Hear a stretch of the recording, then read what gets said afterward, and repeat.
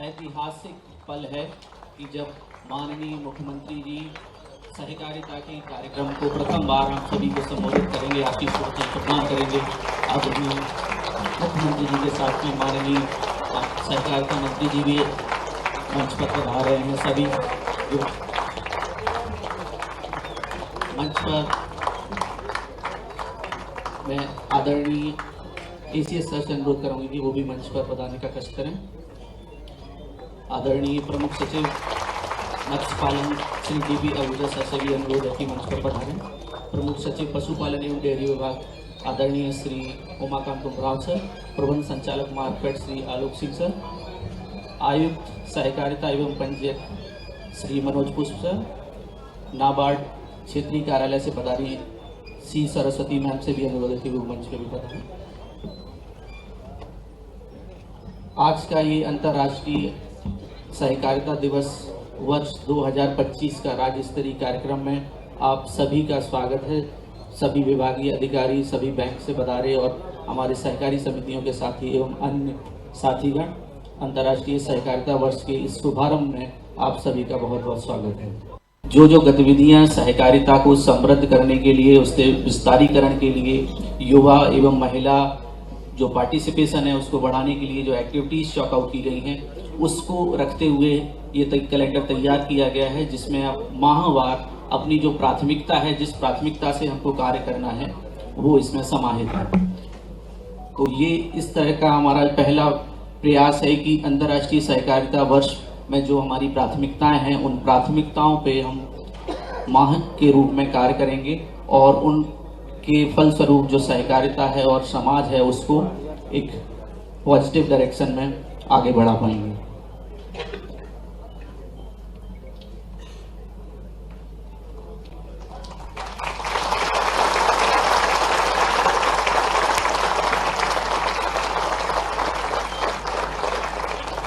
आगे की कार्यक्रम की कड़ी में इस पैक्स के जो कार्य मैनुअल विषय विस्तार से रखा। माननीय मंत्री श्रीमान विश्वास कैलाश सारंग जी, एसीएस अशोक वर्णवाल जी, डीपी आहूजा जी, उमाकांत उमराव जी, मंचस्थ सभी अधिकारीगण और इस अवसर पर प्रदेश भर से आप सब पधारे सहकारी आंदोलन के सभी सहकारी योद्धाओं, आपका मैं स्वागत करता हूँ, अभिनंदन।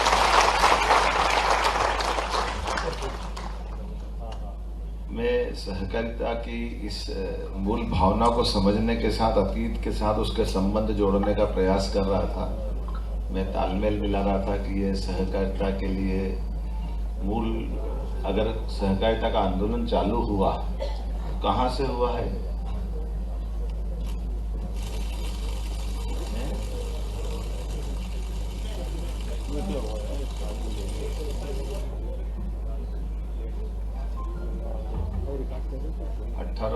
में इंग्लैंड से हुआ।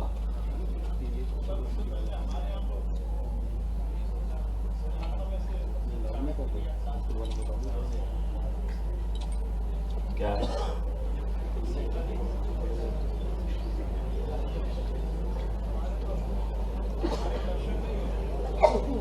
दर्शन क्या है?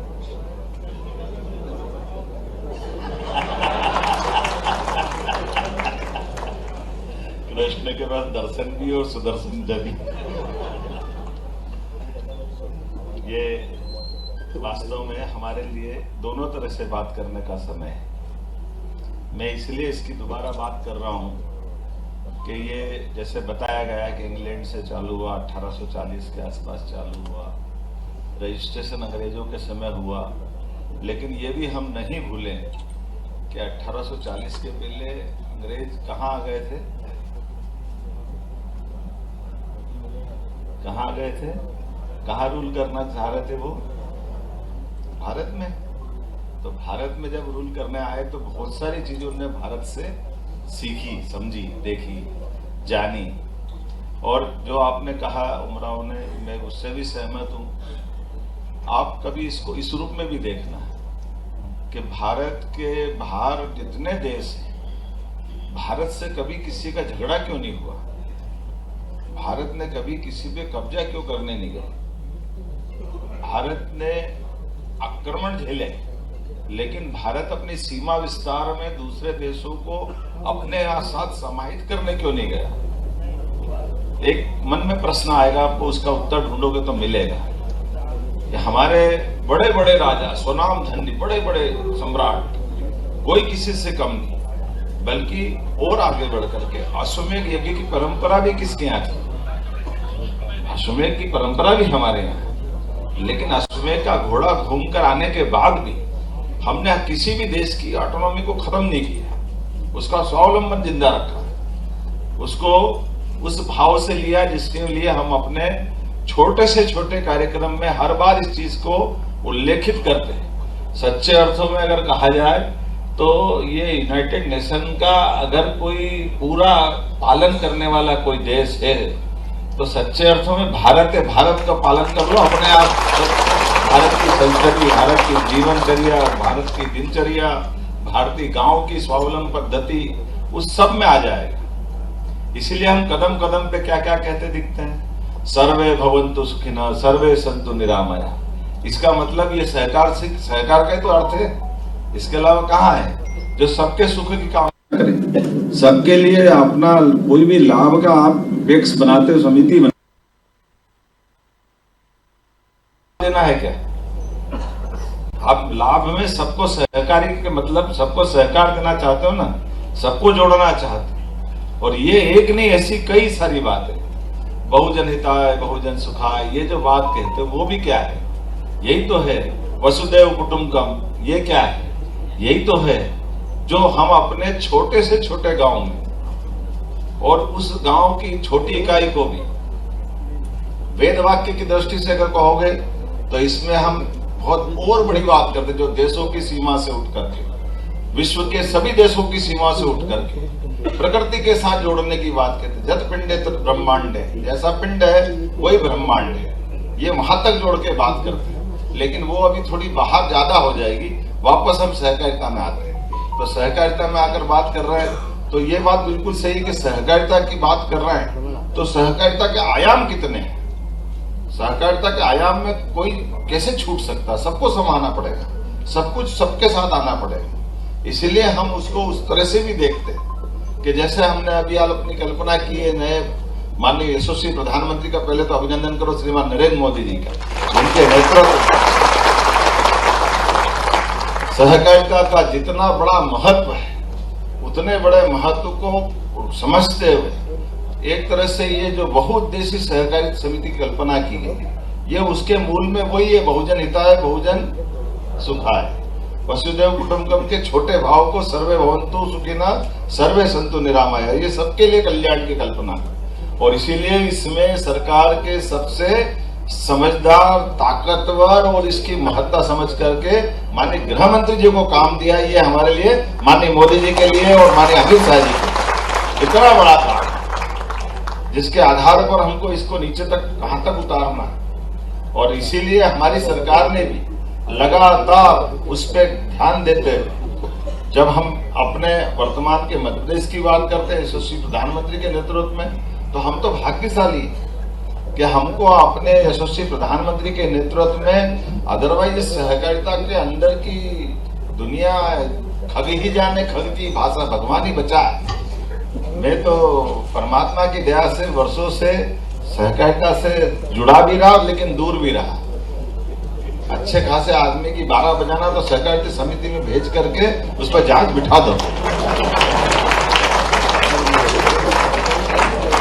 भगवान जाने कैसे बाहर आएगा, वो जाने, और या तो परमात्मा जाने, उसके अलावा तो कोई नहीं।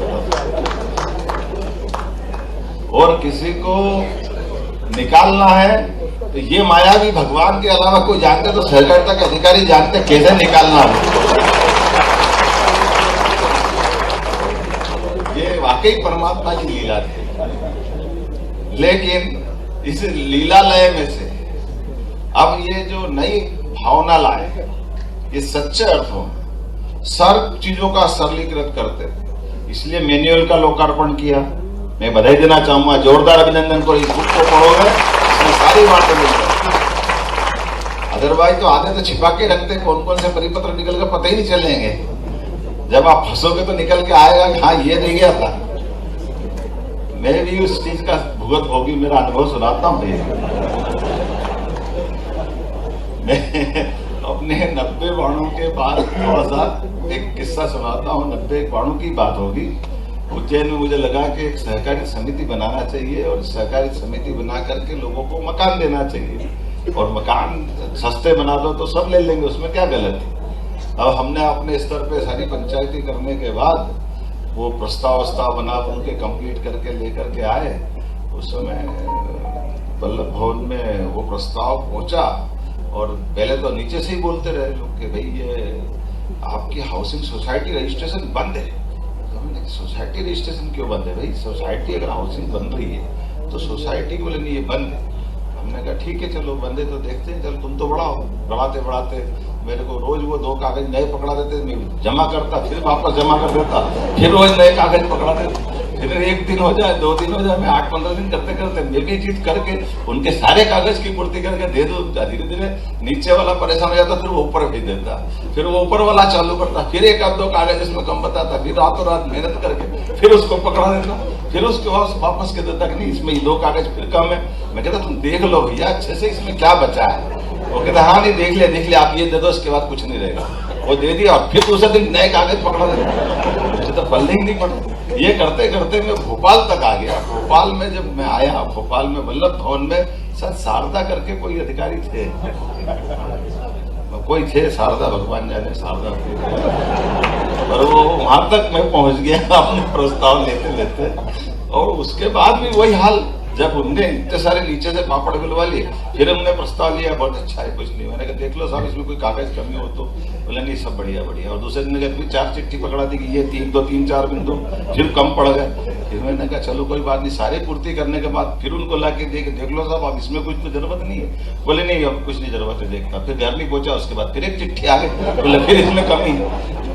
फिर मेरे कहा ये क्या नाटक है, कैसी सहकारिता चलती है। फिर पता नहीं क्या हुआ, फिर उसकी पूर्ति कर दी।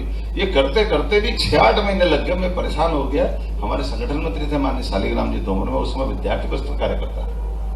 मैंने एक दिन मेरा सारी धैर्य की सीमा चली गई, मैं भाई साहब के पास गया। मैंने भाई साहब ये सहकारिता संघ के बेवकूफ बनाओ संघ क्या है, पल्ले नहीं कर। बोले क्या हो गया? मैंने कहा ये देखो आप, मैंने इतनी बार से ये समिति बना बना के इनके कागज की पूर्ति करते करते मेरा साल भर हो गया, लेकिन इनके पेट की भूख खत्म नहीं होती। फिर कागज आखिर ये हो क्या गया? उनने मेरी पूरी बात समझी। बोले नहीं ऐसा करो यार मेरे को तुम बताओ, मैं फोन करता हूँ। मैंने कहीं फोन करा, बोले जाके दिया। अब संयोग से लक्ष्मीनारायण शर्मा जी साथ उस समय मंत्री थे, लक्ष्मीनारायण के शैलेंद्र जी के पिताजी ना। मैं उनके माध्यम से वो उन्होंने कहा नहीं आप ये पूर्ति आखिरी बार कर दो जो मांगी, बोले साथ इसके बाद आपका काम हो जाएगा। फिर मैंने वापस कागज की पूर्ति करा दी। मालूम पड़ा कि फिर घर गया, फिर कागज आ गया वापस। ये क्या नाटक है। फिर मेरे को एक आधा समझदार ने कहा कि आप समझे नहीं यार ये सब क्या होता है, क्यों होता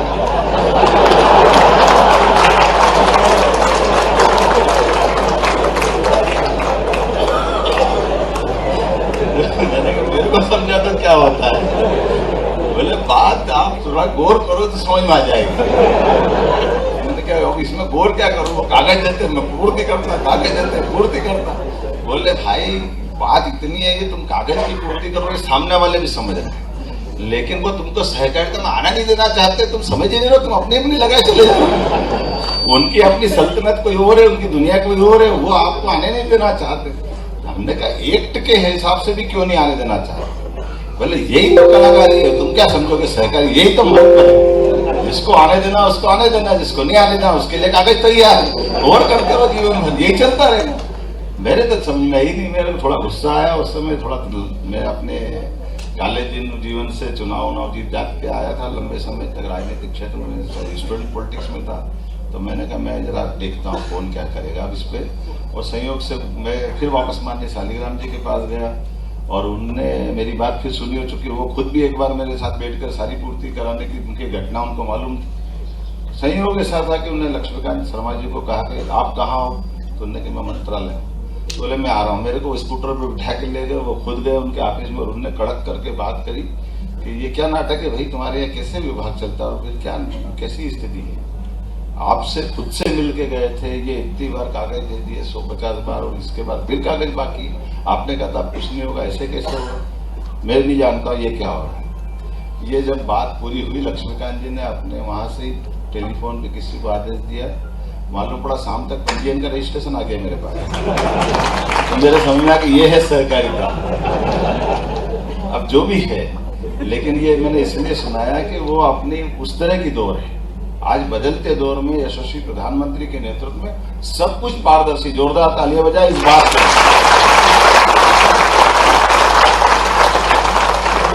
और उसी भाव को लेकर के हम चल रहे हैं। जैसे हमने कहा कि हमारे पास 25 समितियां मत बनाओ, क्योंकि हर एक अपनी अपनी दुकान लेके बैठ गया था।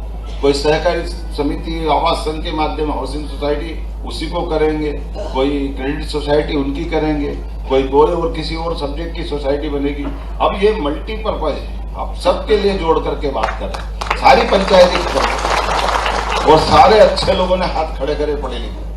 भगवान की दया से आप सब यहाँ भी पढ़े लिखे हैं और मंच पे भी सब पढ़े लिखे, इसमें कोई कम नहीं पड़ रहा है। आपके सबके साथ हम सब भी खड़े हैं। इसलिए उस भाव को समझने की जरूरत है जिसमें बहुजन हिताय बहुजन सुखाय की कल्पना की गई। उस भाव के प्रति न्याय करना। इसलिए हम अपने क्षेत्र के अंदर, आप बताओ, दूध के माध्यम से भी बोनस दिलवाएंगे। ये कितनी बड़ी बात है। अगर गुजरात में सहकारिता संघ की ताकत बनी तो दूध में प्रति व्यक्ति को जो बोनस मिलता है, और मैं जब अभी चुनाव में गाँव में जो गुजरात में घूमा था, उन्होंने बताया था कि एक एक व्यक्ति को दूध का महीने का हिसाब तो मिले जो मिले ही, पूरे साल में कोई 1 लाख, कोई 1.5 लाख, कोई 2 लाख, कोई 5 लाख बोनस लेता है। एक तरह से उनकी दिवाली अलग प्रकार की बन जाती है, पूरे साल का जो बोनस उनको मिलता है। तो ये गजब हो जाएगा वहां पे। और इस प्रकार से अभी तो दूध की बात कर रहे हैं, या मत्स्य वाली भी लोग बैठे हैं।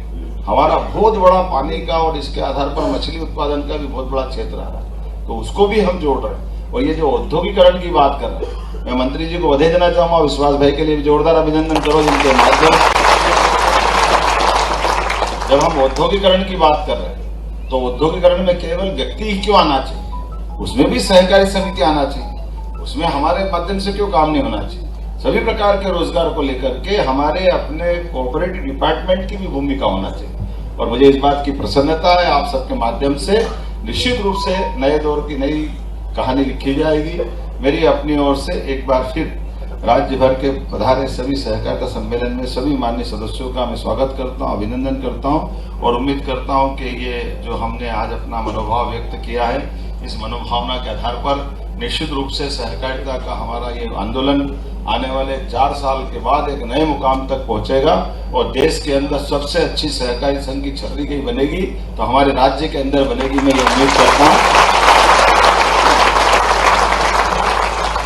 मेरी अपनी ओर से आप सबको बधाई, बहुत बहुत धन्यवाद। धन्यवाद आदरणीय सर, हमको जो पुरानी कार्य पद्धति से नवीन कार्य पद्धति तक परिचित कराने के लिए। माननीय मुख्यमंत्री जी ने आनंद के साथ अपने किस्से सुनाए, पर माननीय मुख्यमंत्री जी, मैं आपको एक जानकारी देता हूं।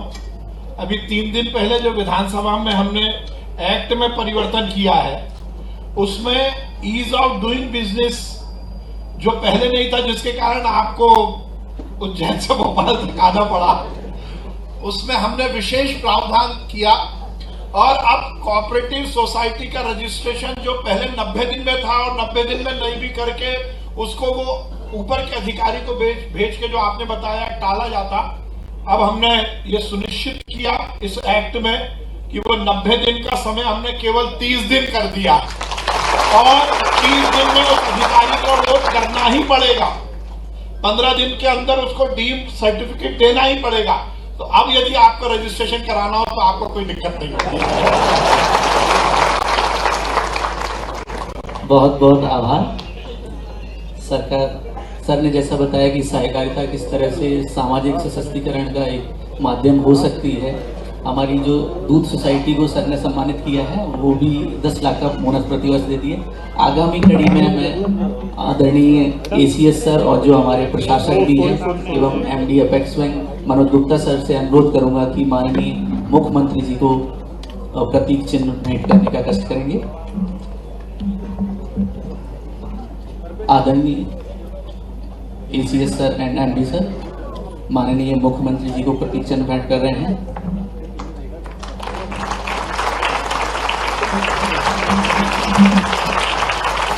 मैं ACS सर और MD सर से अनुरोध करूंगा माननीय सहकारिता मंत्री जी को भी प्रतीक चिन्ह भेंट करें। अपने व्यस्ततम समय से माननीय मुख्यमंत्री जी ने हम सभी को जो समय दिया है उसके लिए हम सभी पूरा सहकारिता परिवार बहुत आभारी है। मैं आभार प्रदर्शन के लिए MD सर को अनुरोध करना है। ये अपने देना